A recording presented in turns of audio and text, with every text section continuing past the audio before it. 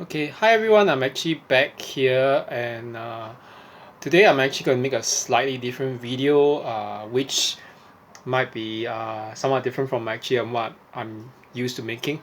I actually have been making a lot more videos about my travels. And the last time I was in South Korea, especially because I actually went back to visit friends and to just like to do some extra traveling and go to areas that I have not actually traveled to and explored in last year. Yeah, so it was actually a pretty long holiday. It's like 18 days actually. So especially because most of my students were not actually in Singapore, and I decided, I mean, I booked the tickets quite some time back, but I thought it was a good thing. So, but today I'm actually making a different video about something else. I wanted to make a video about this recent drama series, a South Korean drama series, entitled "The Glory." Yeah, in Korean, it's actually a transliteration, "The Glory." Yeah, it's actually the transliteration of the English title, and it stars Song Hye Kyo, who's a pretty famous actress in South Korea, and Im Ji Yeon, and who else?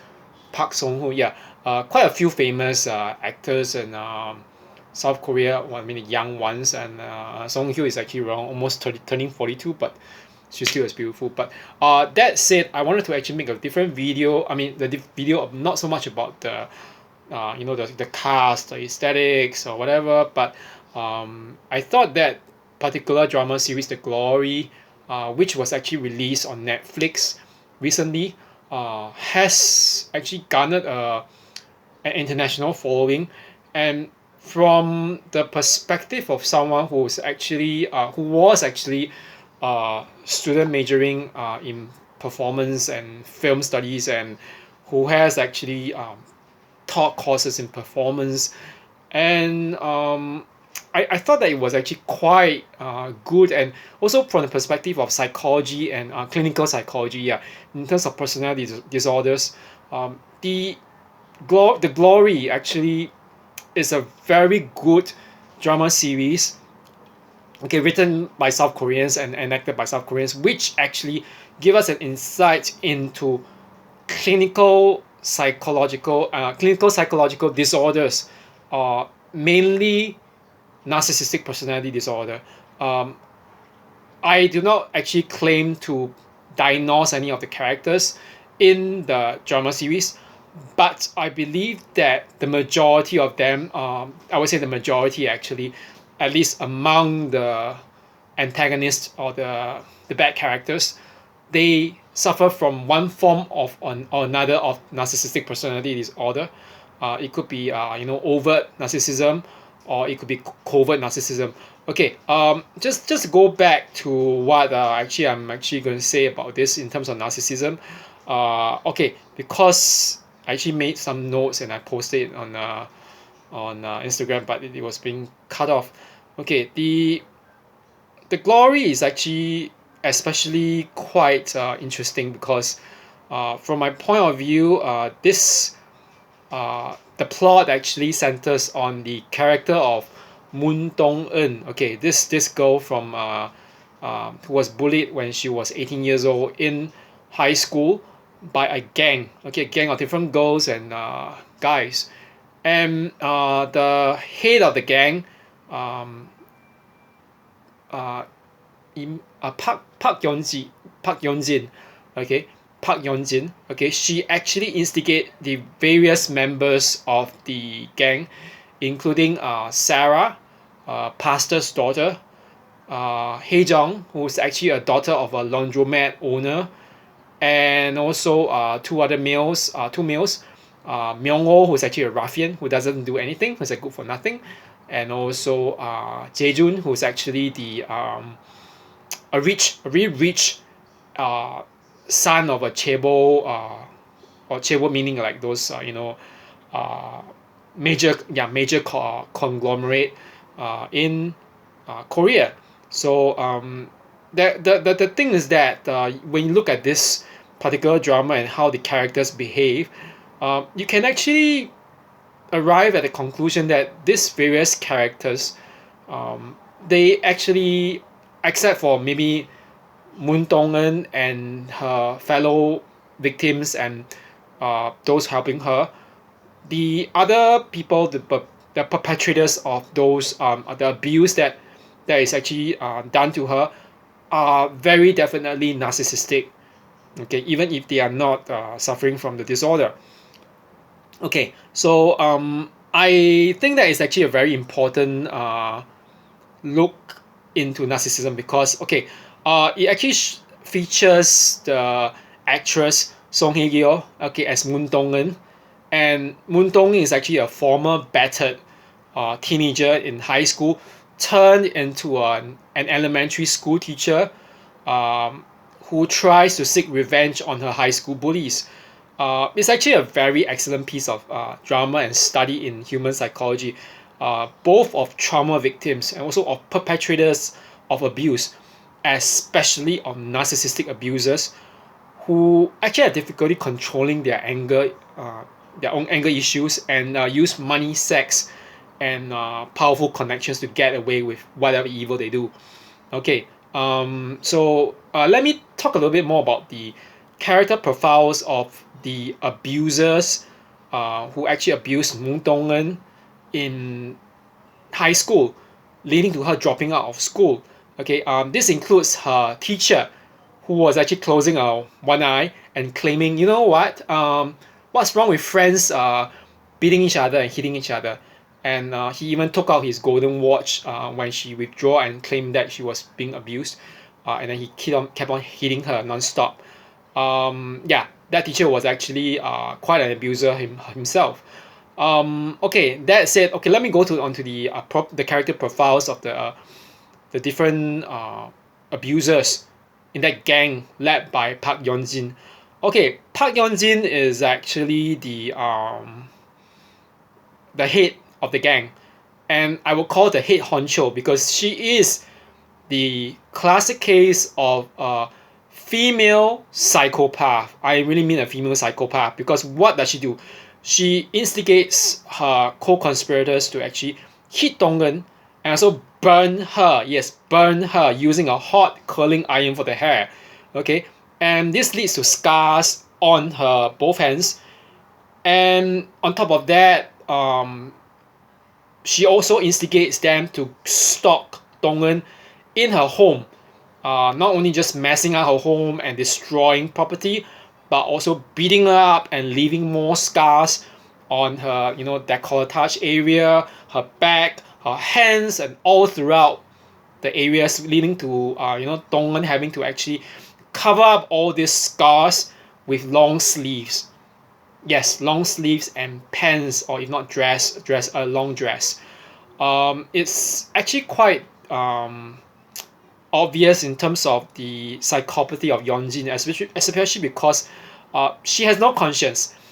In high school days, when Dong-eun was actually approached by a nurse in school, one of the teachers, the former teachers and the nurse, the nurse asked her, why don't you actually, report this? I'll go with you. Dong-eun refuses, but and at the very same time, the curtains of the nurse's ward were being pulled apart by Yeonjin in a separate bed in that very same room. And Yeonjin said in Korean, "That's me. That's me who did it." And she said it with a smile. We know that actually psychopaths are very sadistic. They actually enjoy torturing people. I mean, not just psychopaths, but narcissists in general. They just enjoy torturing people. There's the element of sadism. Sadism actually is part of the four qualities called the dark tetrad, which is linked to Malignant narcissism. As in psychology, is there are these four traits: narcissism, which is the desire for worship and attention; Machiavellianism, which is basically manipulation of others. There's also psychopathy, which is the callous or cruel disregard of other people and their welfare. And of course, the fourth one is actually sadism. Sadism is basically enjoying visiting pain on other people. Okay, not only is Yeonjin actually lacking remorse and empathy, or even any form of conscience, she actually, gets her mother, who's rich, to pay off all these people, like such as Donggen's alcoholic mother, who's a hairdresser, to keep quiet so that she wouldn't squeal on all these people and get them into trouble. Of course, on top of that, one thing about Yeonjin is that she actually was you actually see one particular scene herself that they were actually carrying the hot curling iron on hearing that Dong has actually dropped out and was preparing to they were all preparing to use it on another girl in their gang, Yoon So-hee, who was actually ironically being killed by Yeonjin herself. But again, because of Yeonjin's use of money, sex, and power connections, she could actually get the doctors and coroners to actually cover up by putting the dead body of So-hee, who was one of the person in the gang of friends, in a morgue, a special morgue where no one would have access to it. Okay, yeah, it's really disturbing, and you realize that Yeonjin is pretty much the somatic narcissist, the psychopath, and possibly even a borderline rolled into one.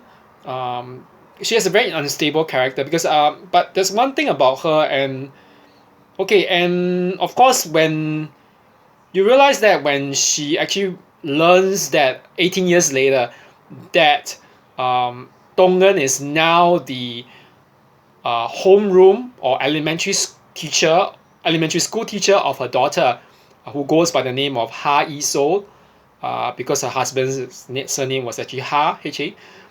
She actually offers money as a way, an attempt to silence Donggen. She said, "You know what? I'll give you the money. I'll apologize to you." Obviously, it wasn't a real, true apology. It was a full apology. As long as you get out of my fucking life. And obviously, Donggen refuses to, because Donggen just said, "You know what? How can I kill myself or disappear when you're living your life so well? You know what? I don't want an apology. You don't apologize. You deserve punishment. Criminal punishment if God's on your side. Divine punishment if He's on my side." And that was actually the right response that Donggen gave. But of course, when Yeonjin finds out later on that Donggen was actually planning all this, and that she's in fact living just right across from her apartment or her house, a few blocks away, and obviously spying and stalking her, she was like going, "I should have killed that woman, that bitch, long ago instead of just beating her up." We know that Yeonjin has no conscience. So that head leader of the gang is a female psychopath. Okay, moving on from Yeonjin to her co-conspirators, who I think are also possibly narcissists as well. They are not the head honcho, obviously, in the gang, but they seem to actually reveal, the other high school bullies reveal certain character traits which conform to the pattern of a narcissistic gang. What do I mean by narcissistic gang? I'm referring to this idea of flying monkeys. Flying monkeys, which obviously is a term in popular psychology more than clinical psychology, but the flying monkeys are also termed narcissistic enablers by some health professionals, because it's actually a much more appropriate term. Okay, so there are two other girls, including Sarah, or Sarah, depending how you pronounce it in the Korean way. Sarah is actually the Korean pronunciation, who's actually a pastor's daughter who's heavily into drugs, different drugs. And she gets them from different people, including one of the male bullies, Myung-oh. And there's also Hae-jung, who's also a flight attendant, later on 18 years from that high school bullying. And the one thing is that these two people actually conform to the model of flying monkeys because they assist Yeonjin in her nefarious plans. They don't just beat up Dong'eun when Dong'eun was actually a youth at 18 years old, but later on, I think within the 18 years after that, they were still, like so-called friends with open and close inverted commas with Yeonjin. They kept on celebrating her so-called successes. But in a way, they are sycophants because they butter her up, curry her favor and get into good graces. But we know that, however, in all relationships between narcissists or psychopaths and their enablers, this kind of relationship is not a very easy relationship. It's not like a easy alliance. It's pretty uneasy, in fact, because in this case, we know that the enablers are very aware of the abuse that is being visited by the psychopath or the narcissist on their victims. But they actually support the narcissist or the psychopath because they actually fear what the psychopath will do to them. Okay, so we know that Sarah and Hae-jung are themselves pretty scared of Yeonjin. They're scared of her power, her money, her connections. There are certain occasions when, in fact, they spill the beans on her in front of, let's say, Yeonjin's husband, who was totally unaware of how terrible his wife was. And but let me go on to the two males who in the bullies in the group. These two males are pretty disgusting. Actually, I wouldn't say I actually side with any. I don't feel sympathy for any one of them in that group of bullies. In fact, I was wishing that Dong'eun would actually be able to kill them all, or exact her revenge by getting them to kill themselves, or to kill each other. Because in fact, the two male bullies, okay, Myung-oh, who's the ruffian, and Jae-jun, who's the handsome but extremely spoiled chaebol conglomerate heir, okay, they both actually have turned out to actually sexually harass and possibly force themselves on Dong'eun in high school. There's this one scene, as I said, in which the girls were actually burning Dong'eun, her hands, with the hot curling iron for curling the hair. While the girls were doing that, Myung-oh and Jae-jun actually forced themselves on Dong'eun by trying to kiss her, and they did.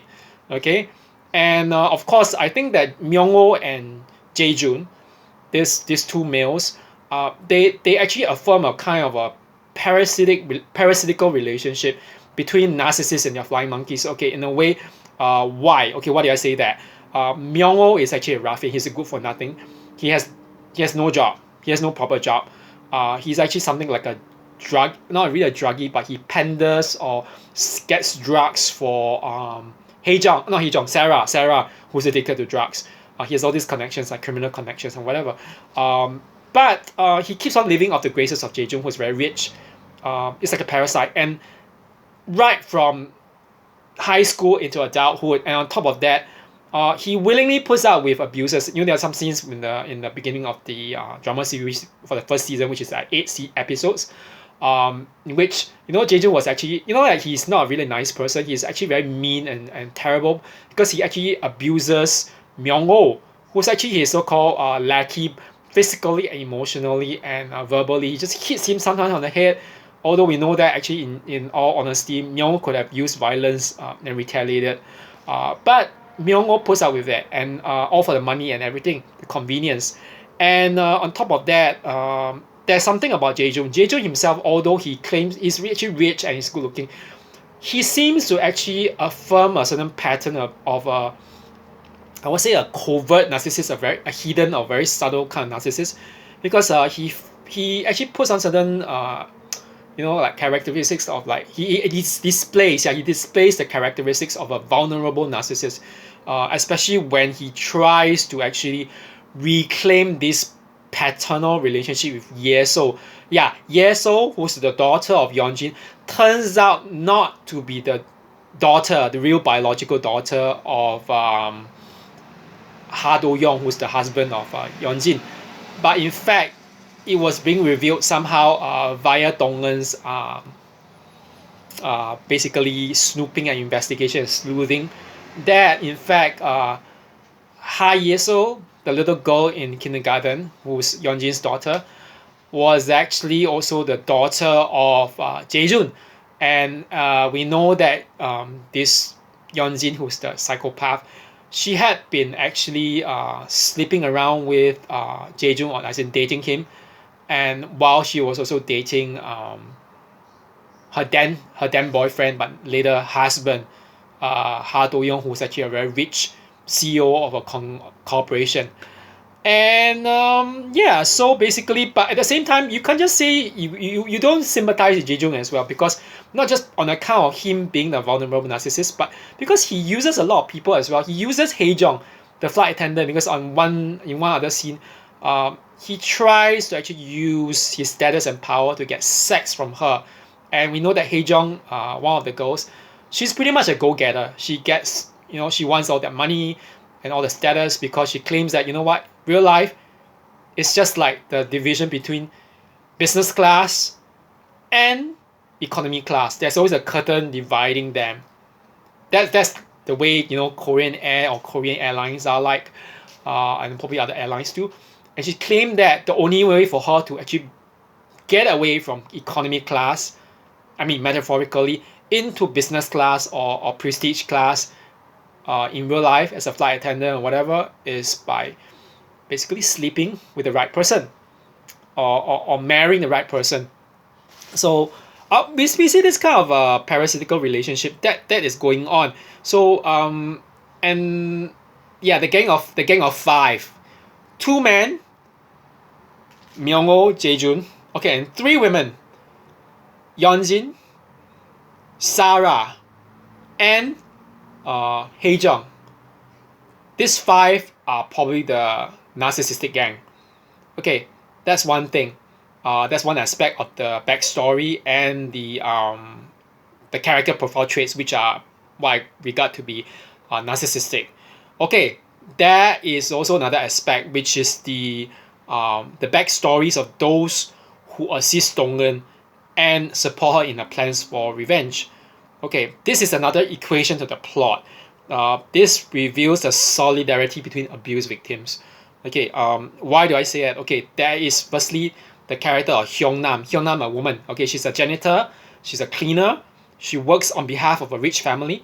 She's actually been keeping tabs or observing Dong-eun when Dong-eun was actually trying to steal stuff from the garbage and then putting them into letters or whatever, to actually sort of like blackmail other people to get her way back into revenge.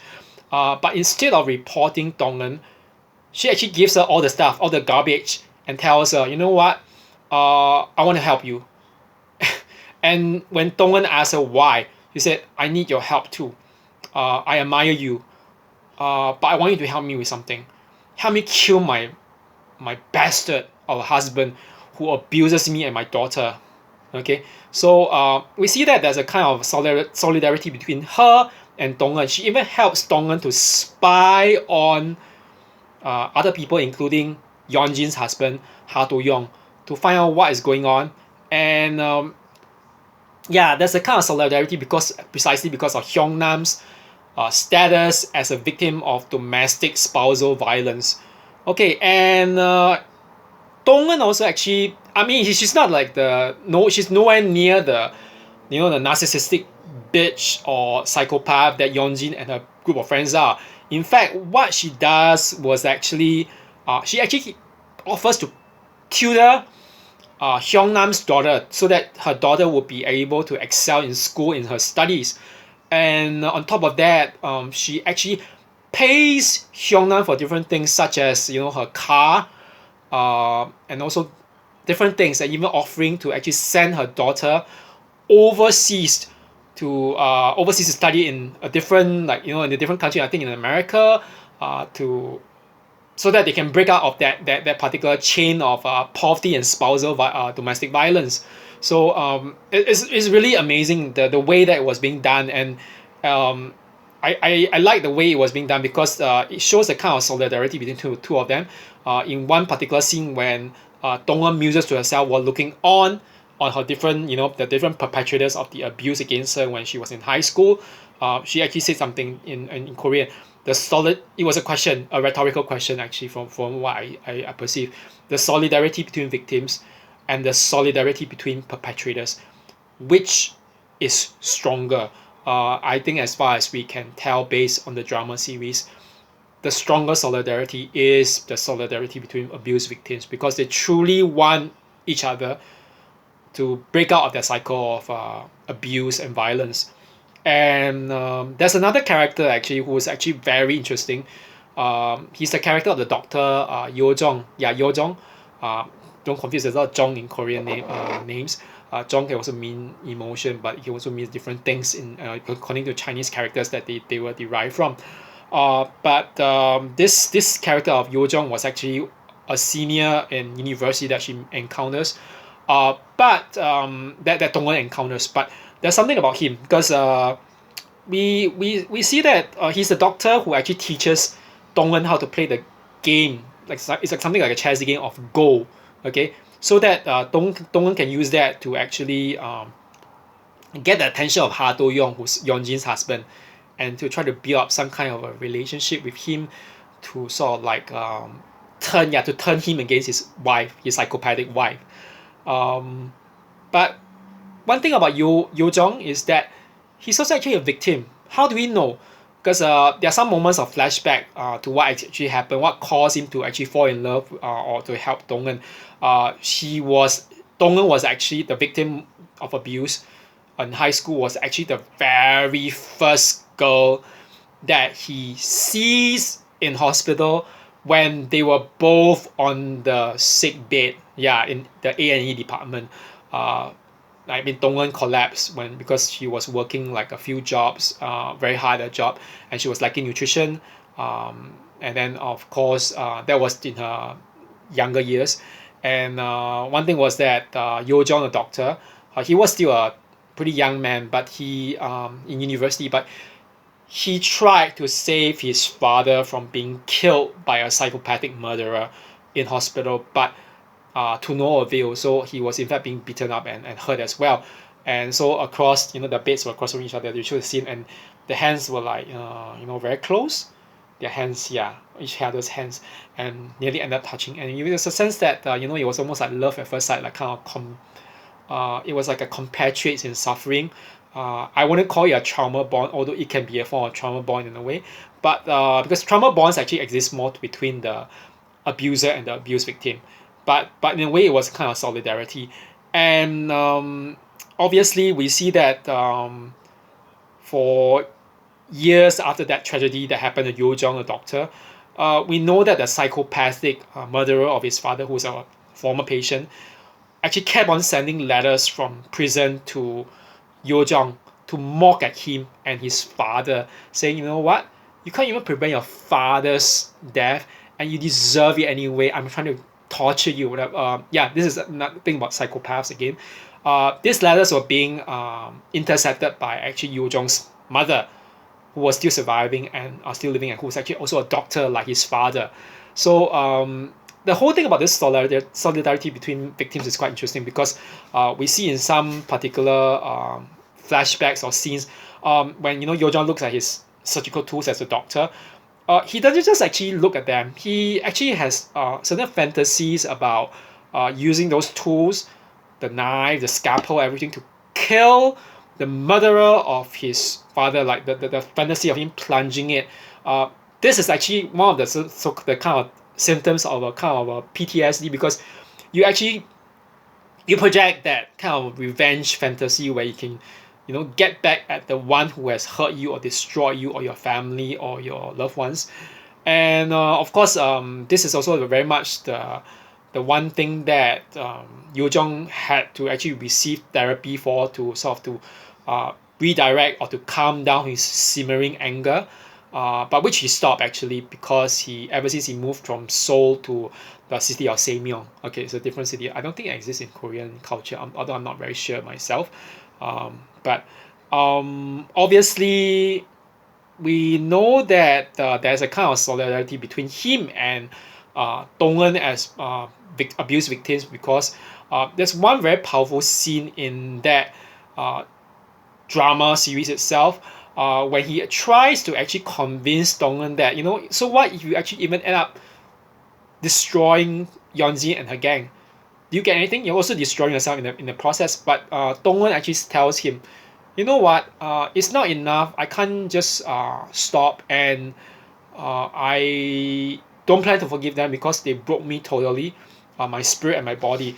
And in that particular scene, while he tries to actually also admit to some form of love for her, she actually stripped Dong-eun, Dong-eun, in front of the man who claims to love her, strips down to her lingerie, and you can see that, the burn marks on her hands, all the scars from the beating, everything, which were not healed despite 18 years away from the bullies. And at that point in time, we see some form of solidarity between her and Yo John the doctor, because he actually starts crying because he realizes, oh, I have not actually been able to protect you or help you in any way.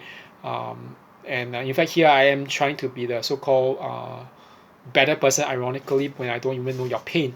He cries looking at her particular uh, scars. So for me, I found it very disturbing myself. Just looking at it, I kind of realized it was a very powerful moment in the drama series. Okay, but that said, okay, the character profiles of the bad characters, and also the perpetrators of abuse, and also the abuse victims. There's another aspect. Okay, one of the few other themes that I think comes about, that emerges from this particular series, that and which relates to narcissism and itself, is the aspect of the pervasive public image management. The public image management that is being adopted by narcissists or even psychopaths. Why do I say that? Okay, this is actually in the form of the use of social media among the bad characters, among the bullies. Okay, in Korea, the social media is actually called SNS. I'm not really sure what it means in full. I think it means social networking system, if I'm not wrong, SNS. And the one thing is that if you just look at the character, the very head villain, okay, Yeonjin, on the surface, like 18 years after the abuse, she's like probably like 36 in the plot. She's supposedly living a good life. Like Dong-eun says, you're living a good life. How can I just forget about what you did to me? How can I just kill myself when you're doing that? And even Yeonjin seems to be doing that because like she was nominated for something in school. She wants to receive an award. Obviously with Dong-eun trying to be sarcastic. Oh, 너무 멋지다! It's so cool! It's so bravo! Fighting! Obviously Dong-eun was being sarcastic. She was trying to play a game of psychology, a battle of psychology with Yeonjin, who was really remorseless. But on top of that, one thing is Yeonjin's use of social media very extensively on her own social media, which is probably like